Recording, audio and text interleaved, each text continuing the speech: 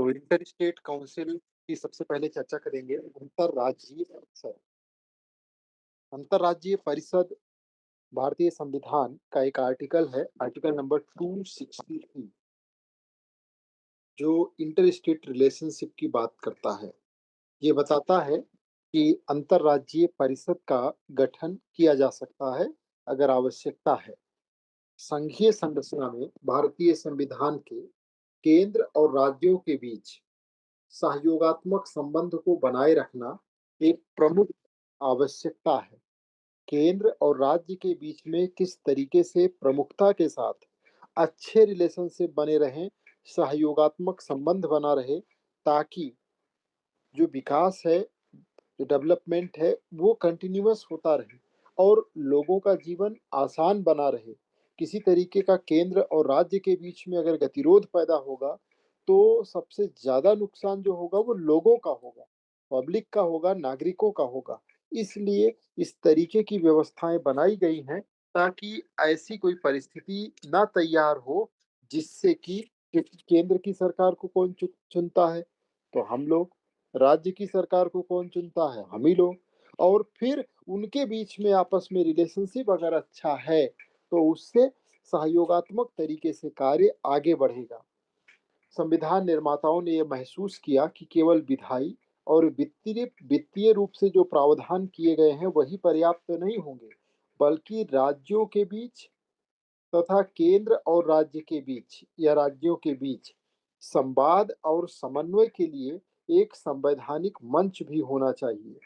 और मंच कैसा? संवैधानिक कॉन्स्टिट्यूशनल मंच होना चाहिए, ताकि राज्यों के बीच में जो कम्युनिकेशन है वो गैप ना होने पाए, किसी तरीके से कम्युनिकेशन संबंधी समस्या जनरेट ना होने पाए, ऐसी स्थिति ना बन जाए जिससे कि उनके बीच में आपस में इतनी लंबी गैपिंग हो जाए या गतिरोध हो जाए और जिससे केंद्र राज्य को नुकसान पहुंचाने का प्रयास करने लगे या केंद्र राज्य के हितों की अनदेखी करने लगे और जिससे फिर उस राज्य के लोग प्रभावित होने शुरू हो जाए। इसी पृष्ठभूमि में संविधान के आर्टिकल 263 के अंतर्गत अंतर्राज्यीय परिषद, जिसको इंटर स्टेट काउंसिल, अब इसको शॉर्ट में नाम हम बोलेंगे आईएससी, तो आप समझ जाएंगे इंटर स्टेट काउंसिल, इसका प्रावधान किया गया। अगर इसके संवैधानिक आधार की बात करें तो संवैधानिक आधार क्या है? Article number 263। ध्यान रखिएगा, खुद बार पूछा जाता है आर्टिकल 263 क्या है। तो ये इंटर स्टेट काउंसिल की बात करता है। राष्ट्रपति यदि ये मानते हैं कि किसी सार्वजनिक हित के सामान्य विषय पर चर्चा और जांच आवश्यक है, किसी विवाद की जांच और सिफारिश की आवश्यकता है, केंद्र और राज्यों के बीच या राज्यों के आपसी संबंधों को बेहतर बनाने के लिए विचार विमर्श के मंच की आवश्यकता है, तो वो एक अंतर्राज्यीय परिषद की स्थापना कर सकते हैं। यही आर्टिकल नंबर 263 में कहा गया है कि अगर ऐसा लगता है तो एक इंटर स्टेट काउंसिल की स्थापना राष्ट्रपति के द्वारा की जा सकती है। इसका मतलब क्या है? ये परिषद संविधान में एक अस्थाई संस्था के रूप में अनिवार्य नहीं है कि इसका हमेशा होना जरूरी है। इसके लिए ये प्रावधान है कि अगर जरूरत हो तो इसे बनाया जा सकता है, बल्कि ये वैकल्पिक रूप से स्थापित की गई एक व्यवस्था है कि इस तरीके से अगर जरूरत पड़ जाए कि केंद्र राज्य के बीच में संबंधों को और बेहतर करना है और उसके लिए प्रयास की आवश्यकता है, सार्वजनिक हित से जुड़ा हुआ कोई मुद्दा है या किसी विवाद की जांच है या कोई सिफारिश की जरूरत है, तो इंटर स्टेट काउंसिल की स्थापना राष्ट्रपति के द्वारा की जा सकती है और ऐसा किया गया है। 1983 में सर्वोच्च न्यायालय के जस्टिस थे रंजन देसाई आयोग ने सुझाव दिया कि अंतर्राज्यीय परिषद की स्थापना एक अस्थाई निकाय के रूप में होनी चाहिए। ये इनकी रिकमेंडेशन थी न्यायमूर्ति रंजन देसाई आयोग की। इस सिफारिश के आधार पर मई 1990 में तत्कालीन प्रधानमंत्री थे श्री बीपी सिंह, इन्होंने अंतर्राज्यीय परिषद का गठन किया सरकारी आयोग की सिफारिश पर, और इसका उद्देश्य था कि संघीय ढांचे को सहयोगात्मक संघवाद की ओर अग्रसर करना। अगर सहयोगात्मक संघवाद होगा, यानी कोऑपरेटिव फेडरलिज्म, तो जो हमारे यहाँ संघात्मक व्यवस्था है वो और ज्यादा मजबूत होगी। मतलब संघीय व्यवस्था है, अब उस संघीय व्यवस्था में अगर सहयोगात्मक संघवाद को लाया जाए, यानी संघीय व्यवस्था को और ज्यादा प्रभावी बनाया जा सकता है। तो इसी सिफारिश के आधार पर मई 1990 में तत्कालीन प्रधानमंत्री थे बीपी सिंह, उन्होंने अंतर्राज्यीय परिषद का गठन किया। इसकी संरचना, अंतर्राज्यीय परिषद की संरचना इस प्रकार से होती है। इसमें प्रधानमंत्री जो है वो चेयरमैन होते हैं, अध्यक्ष के रूप में होते हैं। सभी राज्यों के मुख्यमंत्री इसके अंदर शामिल होते हैं। जितने राज्य हैं 28 के 28 राज्य के मुख्यमंत्री इसमें शामिल होंगे सदस्य के रूप में। केंद्र शासित प्रदेश के जो भी प्रशासक या मुख्यमंत्री हैं वो भी सदस्य के रूप में होंगे। केंद्रीय मंत्रिमंडल के 6 सदस्य जिनको प्रधानमंत्री नामित करेंगे वो इसमें शामिल होंगे, और आवश्यकता पड़ने पर अन्य मंत्री या विशेषज्ञों को भी आमंत्रित किया जा सकता है। तो इस तरीके से अंतर्राज्यीय परिषद की ये संरचना तैयार होती है। अब तो देखिए, एक तो प्रधानमंत्री अध्यक्ष हो गया, सभी राज्य के मुख्यमंत्री इसके अंदर शामिल हो गए, यही एक बहुत बड़ा मंच हो गया। सारे केंद्र शासित प्रदेश के भी शामिल हो गए। तो अब इस तीनों की को लेकर के तो पूरा भारत इसके अंदर आ गया। ठीक, अब अगर पूरा भारत इसके अंदर शामिल हो गया है, यानी कि हर तरीके से हर क्षेत्र का रिप्रेजेंटेशन हो रहा है। ठीक है, कोई भाग आपका बचेगा नहीं। तो अब आवश्यकता पड़ गई तो विशेषज्ञों को भी शामिल कर लिया केंद्रीय मंत्रिमंडल के लिए, 6 सदस्य सहयोगात्मक रूप से। तो अब कोई भी डिसीजन लेना है, कोई निर्णय लेना है, तो बैठ करके आपस में इसमें गतिरोधों को दूर किया जा सकता है, और संवाद से, किसी भी संवाद से कैसी भी समस्या हो उसके समाधान के लिए रास्ते निकल आते हैं। तो इस सोच पर आधारित है अंतर्राज्यीय परिषद। सचिवालय की भूमिका, अंतर्राज्यीय परिषद जो सचिवालय है नई दिल्ली निभाता है, जो इंटर स्टेट काउंसिल सेक्रेटरिएट है वही इसमें जो है सारी व्यवस्था सब कुछ करना, कैसे क्या मैनेज करना है, वो सारी भूमिका इसके द्वारा निभाई जाती है। कार्य और शक्तियों की अगर हम बात करें तो आर्टिकल 263 के अंतर्गत जो अंतर्राज्यीय परिषद बनती है उसको निम्नलिखित काम सौंपे गए हैं। क्या क्या? चर्चा और जांच, ऐसे विषयों की जांच चर्चा करना जो सभी राज्यों के लिए समान महत्व के हों या जनरल इम्पोर्टेंस के, जैसे शिक्षा हो गया, उसके लिए क्या नीतियां बनाई जाएं, पर्यावरण हो गया, स्वास्थ्य हो गया, है ना, टैक्सेशन हो गया, सिक्योरिटीज हो गई, तो इन सब पे चर्चा करना और उस पे जो भी जांच वगैरह है वो कंप्लीट करना।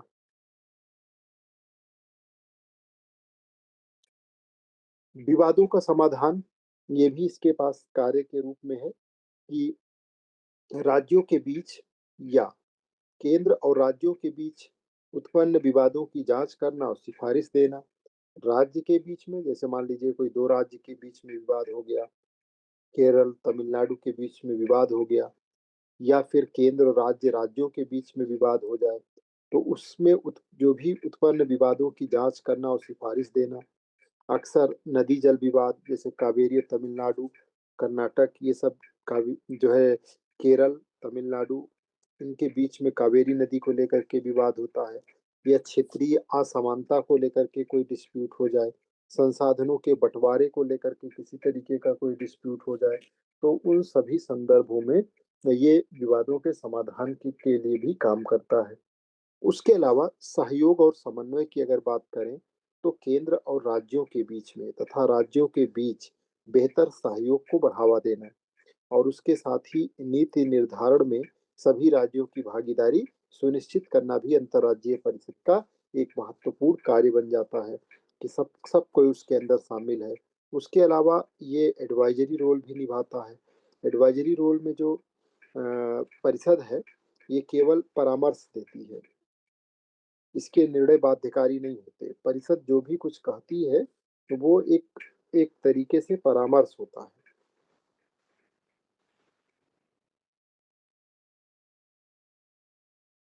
वास्तविक कार्यान्वयन केंद्र को करना है या राज्यों को करना है, ये उनकी अपनी इच्छा पर निर्भर करता है कि वो उसको कैसे आगे कंटिन्यू करेंगे। तो जो इसके कार्य और शक्तियाँ हैं, उसको आप समझ गए कि जाँच करना, चर्चा करना, आपस में डिस्कशन करना, विवादों का कोई विवाद है तो उसका समाधान करना और सबसे इम्पोर्टेंट है सहयोग और समन्वय। कोऑर्डिनेशन और कोऑपरेशन 2 चीज़ें अगर अच्छी तरीके से की जाएँगी, तो इससे विवाद अपने आप समाप्त होगा, विवाद उपजेगा नहीं, उपजा है तो आसानी से हल हो जाएगा। और उसके अलावा जो इसकी परामर्श वाली भूमिका है, उसको में भी ये अगर सहयोग और समन्वय है, तो इसके द्वारा लिए गए निर्णय आसानी से लागू भी हो जाएँगे।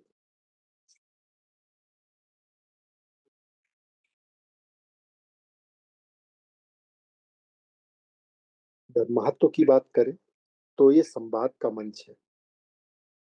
यहाँ केंद्र और राज्यों के बीच खुली बातचीत का ये अवसर प्रदान करता है।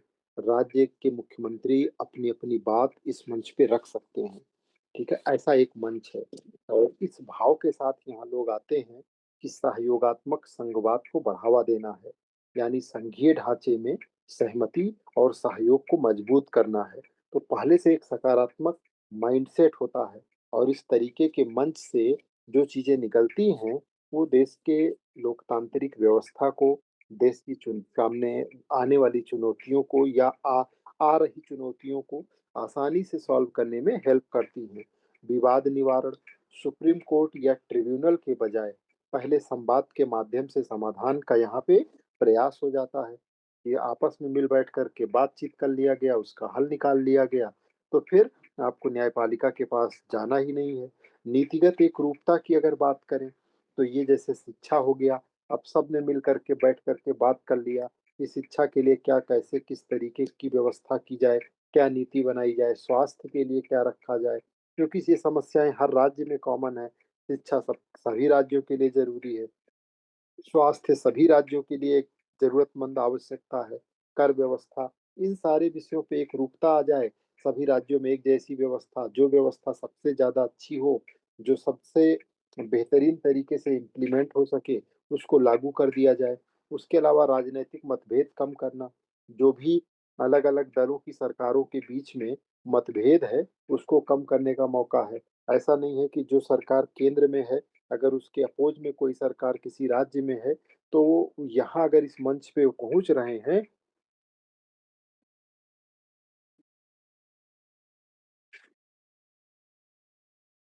तो उनको इसका बेहतरीन मौका मिलता है अपनी बात को रखने का और अपनी बात को सकारात्मक रूप तक सरकार को पहुंचाने का। और सरकार पर भी ये रहता है कि हम एक मंच पर हैं और इस मंच के जरिए आसानी से सारी बातों को त्वरित तरीके से बिना किसी पूर्वाग्रह से ग्रसित हुए सॉल्व किया जाए।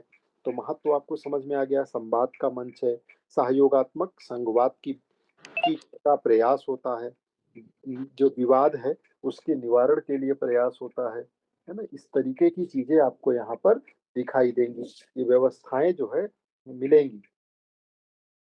इसके बाद में अगर इसके लिमिटेशंस की बात करें, तो देखिए जो इसका निर्णय होता है वो परामर्श स्वरूप ही रहता है, उसकी प्रकृति जो है वो परामर्शात्मक है। तो मतलब बाध्यकारी नहीं है। वहाँ बैठ कर के सबने बात कर लिया, सलाह कर लिया, कोई कंक्लूजन ड्रा कर लिया, लेकिन वो लागू होगा कि नहीं होगा, वो फिर कंपल्सन नहीं है। तो अक्सर देखा जाता है कि उस मंच पे हाँ हाँ हो जाती हैं सारी चीजें और बाद में फिर उसको लोग अनदेखा कर देते हैं। तो ये कहीं न कहीं एक ड्रॉबैक है। बैठकों की अनियमितता है, इसकी बैठकें बहुत कम और अनियमित रूप से होती हैं। तो ये भी एक बहुत गड़बड़ चीज़ है कि रेगुलर बैठक ना होने से बेहतर कोऑर्डिनेशन नहीं हो पाता, बेहतर तरीके का समन्वय नहीं स्थापित हो पाता, ठीक है? और एक जिस कॉमन मंच की ज़रूरत है देश को सहयोगात्मक संघवाद के लिए, वो अवेलेबल हो जाता है।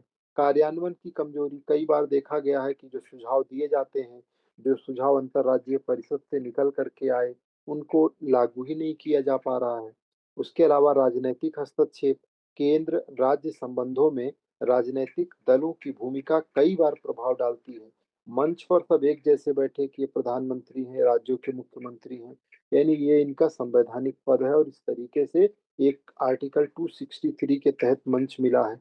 लेकिन बाद में फिर वो दलगत चीजें हो जाती हैं, राजनीतिक मंचों से, राजनीतिक चश्मे से भी उसको देखने का प्रयास किया जाता है, उसमें अपने हितों को साधने का प्रयास किया जाता है, जिससे जो चीज प्लस होनी चाहिए वो माइनस हो जाती है।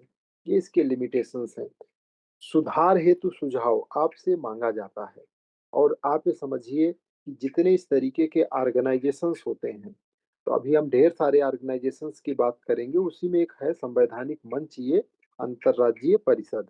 तो आपसे पूछा जाता है, ये एथिक्स के पेपर में भी खूब पूछा जाता है और आजकल एक ट्रेंड है कि आप अपना सुझाव दीजिए, है ना। कि ये वाला जो सेगमेंट है आपको अपने दृष्टिकोण को देने का, इसको डेवलप करना पड़ेगा, वरना आप इसमें अचानक से नहीं कुछ लिख पाएंगे या बोल पाएंगे। तो इसके लिए शुरू से तैयार रहिए। जैसे अब आपको चुनौतियां समझ में आ गई, महत्व समझ में आ गया, तो वहीं से ही आप इसके सुधार के लिए भी सुझाव दे सकते हैं। जैसे इसे संवैधानिक रूप से अस्थायी और बाध्यकारी संस्था बनाया जाए।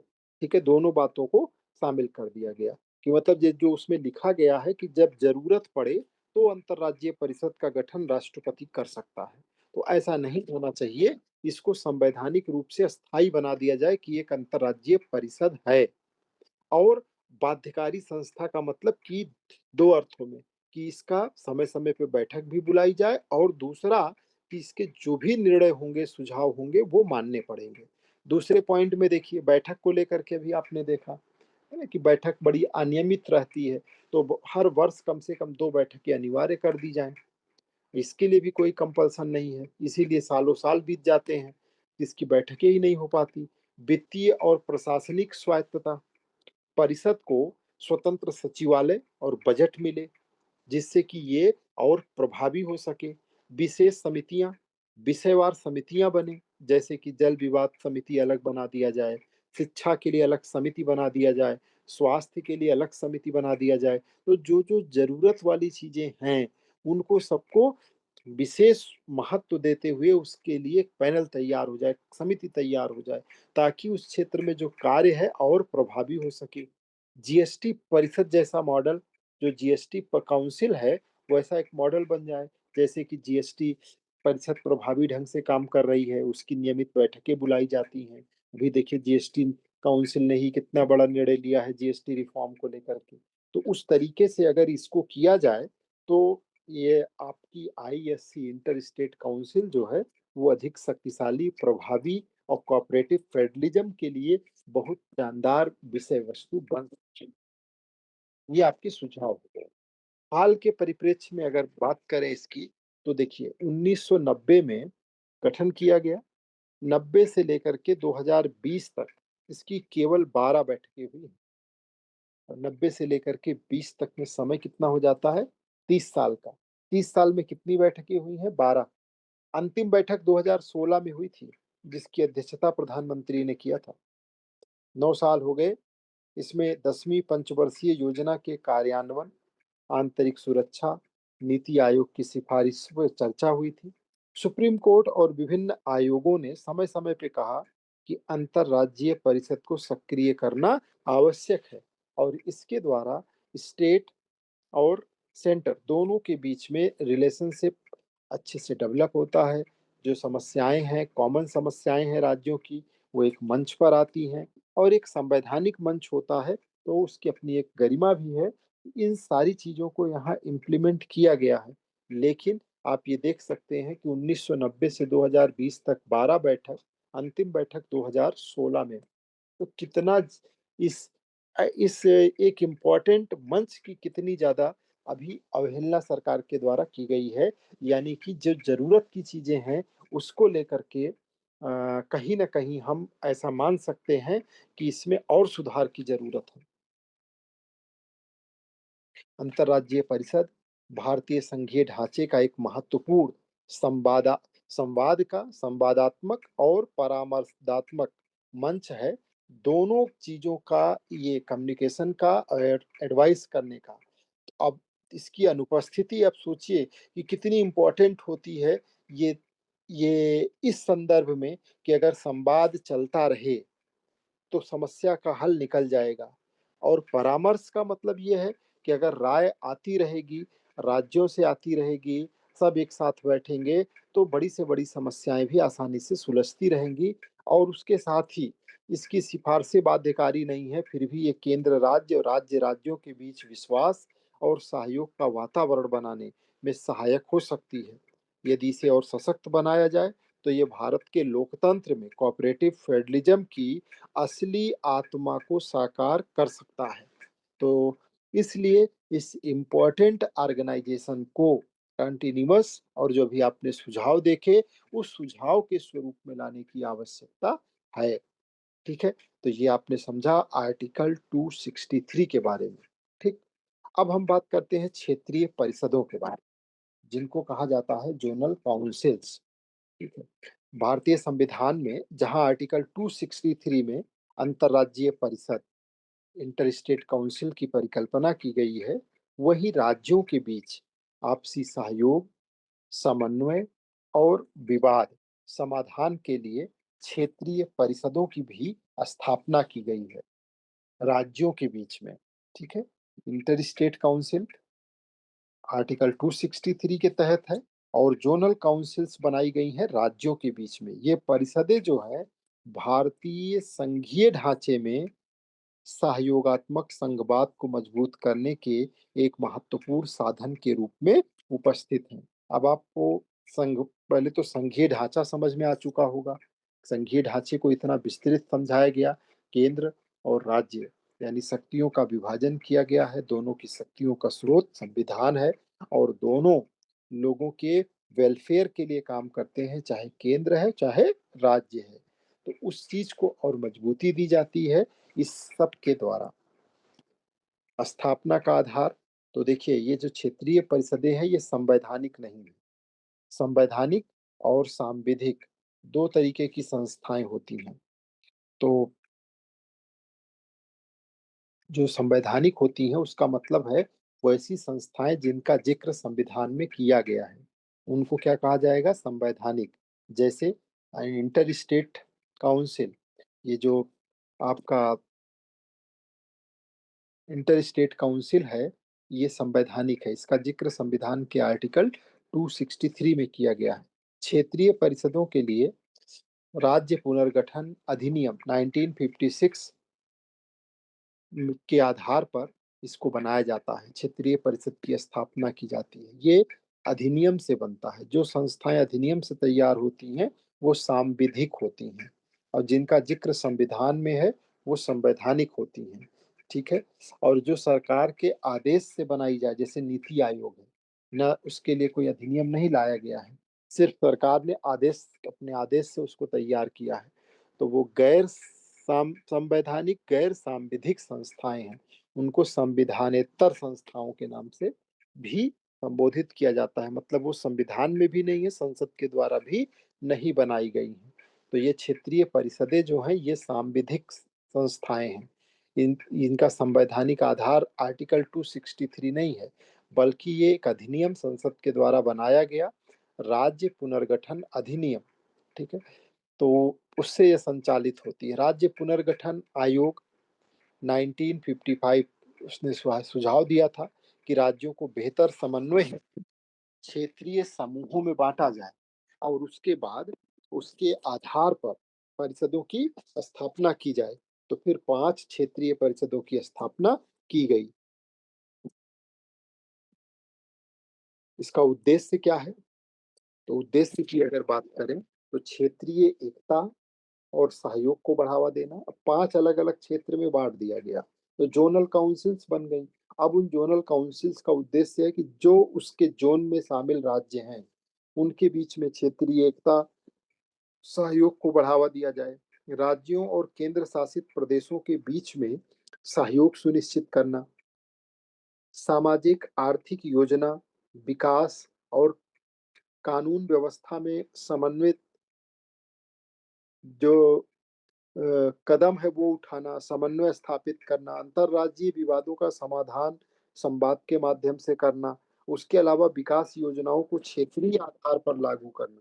ठीक है? केवल राज्य भर नहीं, क्षेत्रीय आधार पर जिसमें कई राज्य शामिल हैं। अब देखिए कितनी है तो 5, पाँचों की चर्चा आपको यहाँ की गई है। एक तो उत्तरी क्षेत्रीय परिषद है, फिर मध्य क्षेत्रीय परिषद है, फिर पूरब है, फिर पश्चिम है, फिर दक्षिण है। मतलब 4 तो दिशाएँ हैं, पूरब, पश्चिम, उत्तर, दक्षिण, और एक मध्य क्षेत्रीय परिषद है। किस-किस में कौन-कौन से आते हैं? जैसे उत्तरी क्षेत्रीय परिषद, अब इसके अंदर हरियाणा है, हिमाचल प्रदेश है, जम्मू कश्मीर है, पंजाब है, राजस्थान है, राष्ट्रीय राजधानी क्षेत्र दिल्ली है ना? ये संघ शासित प्रदेश यूनियन टेरिटरी के रूप में चंडीगढ़ है, ये इसको इसमें शामिल किया गया है। ठीक है? अब इसके सबके सामने मुख्य मुद्दे क्या हैं? तो देखिए, ये वो क्षेत्र हैं जिसमें सीमा सुरक्षा, अब जैसे जम्मू कश्मीर हो गया, पंजाब हो गया, राजस्थान हो गया, इनकी सबकी सीमाएं जो है वो बॉर्डर से लगती हैं, अंतर्राष्ट्रीय सीमाएं हैं। तो वहाँ पे सीमा पे सुरक्षा, उसके लिए आपस में कोऑर्डिनेशन, है ना, ज़रूरी है कि एक दूसरे के साथ मिल कर के काम करना। उसके अलावा आंतरिक आतंकवाद, जैसे जम्मू कश्मीर हो गया, या उस सबसे जुड़े हुए तमाम क्षेत्र हो गए, तो आपस में वहाँ की पुलिस के बीच में कोऑर्डिनेशन, सरकार के बीच में कोऑर्डिनेशन। उसके अलावा ये वो क्षेत्र हैं जहाँ सिंचाई की सुविधा, जैसे हरियाणा हो गया, राजस्थान हो गया, तो यहाँ पे सिंचाई और जल विवाद जैसे मुद्दे हैं। उसके अलावा इंडस्ट्रियल डेवलपमेंट, औद्योगिक विकास, आपके हरियाणा, पंजाब, इन सब क्षेत्रों में, दिल्ली, तो इसमें सब में जो है इंडस्ट्रियल डेवलपमेंट, ये यहाँ के मेन मसले हैं जिन पर ये काउंसिल्स जो है वो अपना काम करती हैं और उसके लिए प्रयासरत रहती हैं। वहीं अगर मध्य क्षेत्रीय परिषद की बात करें तो इसके अंदर छत्तीसगढ़ है, उत्तर प्रदेश है, उत्तराखंड है और मध्य प्रदेश है। ये मध्य क्षेत्रीय परिषद के अंतर्गत आते आने वाले राज्य हैं। यहाँ पे देखिए, वन संसाधन, खनिजों का दोहन, बिजली उत्पादन और उसका वितरण, नक्सल समस्या, तो इन सब चीजों को लेकर के मध्य क्षेत्रीय परिषद मतलब मुख्य मुद्दे हैं, और मुद्दे तो है ही है ढेर सारे। उसके अलावा अगर पूर्वी क्षेत्रीय परिषद की बात करें तो इसमें बिहार है, झारखंड है, उड़ीसा है, पश्चिम बंगाल है, इसको शामिल किया गया है पूर्वी क्षेत्रीय परिषद में। इसमें भी खनिज संसाधन, श्रमिकों का पलायन यहाँ से एक बड़ा मुद्दा है, वनों का संरक्षण, है ना, कानून व्यवस्था। उसके अलावा अगर पश्चिम क्षेत्रीय परिषद की बात करें तो इसमें आप पाएंगे गोवा है, गुजरात है, महाराष्ट्र है, दादर नगर हवेली, दमन दीव, ना, ये शामिल हैं। यहाँ पे भी जल वितरण, जैसे नर्मदा है, तापी नदियों का, औद्योगिक विकास मुख्य मुद्दा है, पर्यटन, और उसके अलावा सहकारी आंदोलन, अमूल वगैरह आप देखिए उधर से ही पूरे भारत में फैला है। उसके बाद दक्षिण क्षेत्रीय परिषद, इसका एक बड़ा क्षेत्र भारत का आंध्र प्रदेश, कर्नाटक, केरल, तमिलनाडु, तेलंगाना, है ना, पुडुचेरी, ये सारे के सारे दक्षिण जो है क्षेत्रीय परिषद के अंतर्गत आते हैं। और यहाँ पे जो मुख्य मुद्दा है वो कावेरी जल विवाद है, जो मैंने अभी आपको बताया, केरल, तमिलनाडु, कर्नाटक। उसके अलावा शिक्षा और आईटी सेक्टर का कैसे विकास किया जाए उस पर है ना, तटीय सुरक्षा, यहाँ पर ऊपर में सीमा सुरक्षा था, नीचे तटीय सुरक्षा एक मेन मुद्दा रहता है आपस में। तो इन सब के बारे में यहाँ क्षेत्रीय परिषदों में बात की गई है। अब इसके बाद में यहाँ एक ध्यान रखना है, एक बात इम्पोर्टेंट है, और वो ये कि जो उत्तर पूर्वी राज्य हैं, इसमें आपने उनका नाम नहीं देखा होगा, सेवन सिस्टर्स का, तो उनके लिए अलग से उत्तर पूर्व परिषद, नॉर्थ ईस्टर्न काउंसिल की स्थापना 1971 में की गई थी, जो एक विशेष संवैधानिक निकाय है, और वो अनुच्छेद 371 सी और नॉर्थ ईस्ट काउंसिल एक्ट 1971 के अंतर्गत वो संचालित होता है। ठीक है, तो इसमें पांचों में उसको जगह नॉर्थ ईस्ट को नहीं दी गई है, उसके लिए अलग से व्यवस्था दी गई है। अब अगर इसके संरचना की बात करें तो जो प्रत्येक क्षेत्रीय परिषद है, उस क्षेत्रीय परिषद के अंदर, हर क्षेत्रीय परिषद के अंदर जो गृह मंत्री होता है देश का, भारत का यूनियन होम मिनिस्टर, वो चेयरमैन के रूप में होता है, अध्यक्ष होता है। जैसे अमित शाह जी हैं तो ये अध्यक्ष के रूप में, और संबंधित राज्य के राज्यपाल वो उपाध्यक्ष के रूप में होते हैं। इसके बाद परिषद के सदस्य उस क्षेत्र के सभी राज्यों और केंद्र शासित प्रदेशों के मुख्यमंत्री होते हैं, ठीक है? और 2 अन्य मंत्री भी उसमें प्रत्येक राज्य से नामित होते हैं। और केंद्र सरकार के कुछ मंत्री और अधिकारी वो हो सकते हैं जो विशेष आमंत्रित सदस्य हो सकते हैं। प्रत्येक परिषद की एक अस्थायी समिति भी होती है, जिसकी अध्यक्षता संबंधित क्षेत्र के किसी एक राज्य के मुख्यमंत्री करते रहते हैं। तो ये इसका जो है स्ट्रक्चर हो गया। कार्य और शक्तियों की बात करें तो विकास और योजना संबंधी काम है इसका, जैसे क्षेत्रीय योजनाओं का निर्माण और क्रियान्वयन, परिवहन, बिजली, सिंचाई, पर्यटन आदि के क्षेत्र में, विवाद समाधान, जल संबंधी विवाद, सीमा विवाद, नक्सल समस्या आदि को चर्चा करना, उसको सुलझाना, कानून व्यवस्था सुरक्षा, आंतरिक सुरक्षा, आतंकवाद से निपटने के कैसे सहयोग, सीमा पर पार अपराध और तस्करी की रोकथाम के लिए प्रयास, सामाजिक और आर्थिक सहयोग जैसे जनसंख्या नियंत्रण हो गया, शिक्षा के लिए क्या-क्या किया जाए, रोजगार के लिए क्या किया जाए, स्वास्थ्य, औद्योगिक विकास जैसे मुद्दों पे संयुक्त पहल इनके द्वारा की जाती है। और इस परिषद की जो सिफारिशें होती हैं, इसकी भी जो जोनल काउंसिल है, वो एडवाइजरी ही होती हैं, बाध्यकारी नहीं होती हैं। इसलिए ये कहीं न कहीं फिर कमज़ोर पड़ जाती है। क्षेत्रीय परिषद की विशेषताएँ क्या हैं कि ये संवैधानिक निकाय नहीं, बल्कि वैधानिक है ना? सांविधिक निकाय है क्योंकि इनका गठन जो है वो राज्य पुनर्गठन अधिनियम 1956 से हुआ है। परिषदें संवाद और सहयोग का मंच है। न्यायिक शक्ति इनके पास नहीं है। प्रत्येक परिषद की बैठक सामान्यतः साल में 1 बार होती है। और विवाद को प्रारंभिक स्तर पे सुलझाने के लिए प्रभावी माध्यम इसको माना जाता है और इसकी इससे काफ़ी जो है सफलता भी मिलती है, कोऑर्डिनेशन भी स्थापित होता है। उपलब्धियों की अगर बात करें, जोनल काउंसिल की जो अचीवमेंट्स हैं, तो जल विवादों पे इसने बेहतरीन संवाद स्थापित किया है, जैसे कावेरी विवाद, नर्मदा जल बंटवारा, क्षेत्रीय योजनाओं का समन्वय, औद्योगिक कॉरिडोर और सड़क परियोजनाओं के निर्माण में, जैसे एक राज्य से दूसरे राज्य में सड़कें जा रही हैं, औद्योगिक कॉरिडोर बनाया जाना है, नक्सल समस्या पे सहयोग, मध्य और पूर्वी क्षेत्रीय परिषदों में नक्सल उन्मूलन पे चर्चा होती है, उसके लिए वो लोग प्रयास करते हैं, रणनीतियाँ बनाई जाती हैं। सामाजिक क्षेत्र में सहयोग, शिक्षा, स्वास्थ्य, पलायन, इन सब से जुड़े मुद्दों पे भी योजनाएँ तैयार होती हैं। अगर सीमाओं की बात करें, तो बैठकों की अनियमितता है, परिषद की बैठकें नियमित नहीं होती। वही समस्या निर्णय, परामर्श